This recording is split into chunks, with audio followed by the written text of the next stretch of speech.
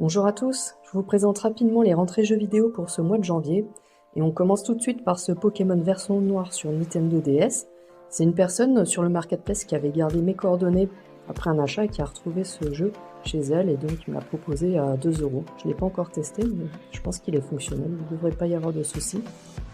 Ensuite, je suis allée à la boîte à livres à côté de chez moi pour déposer des livres de mon gamin. Et donc, il y avait le Wii Sport Resort et le MotoGP 2009-2010. J'en ai aucun des deux. À voir s'il fonctionne. Celui-ci n'a pas la notice. Je pense qu'il est fonctionnel malgré les quelques micro-rayures. Mon fils sera très content de le tester. Il adore les jeux de moto.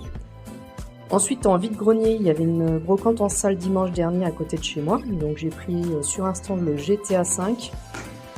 Il est complet avec la notice et la carte. Le CD a quelques micro-rayures, mais bon, comme ça devrait pas gêner la lecture. A voir si je le garde ou si je m'en sers pour avoir un bon d'achat peut-être chez Micromania, je vais voir, en fonction des prochaines sorties. Sur un second stand à la même personne, j'ai pris un lot de 2 jeux pour 10 €, le Spyro Trilogy et le Sonic Forces. Donc voilà, celui-là je l'ai eu il y a longtemps mais je ne l'avais plus, et le Sonic Forces je l'ai sur la Switch, Nintendo Switch. Et donc le GTA V je l'ai eu pour 4 €. Je ne vais pas négocier parce que c'est des prix qui sont très raisonnables.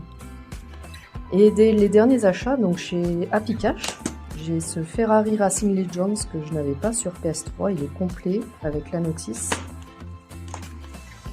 en super état, et je ne l'ai pas payé puisque il était à 2,50 € et j'avais un peu de crédit sur ma carte de fidélité.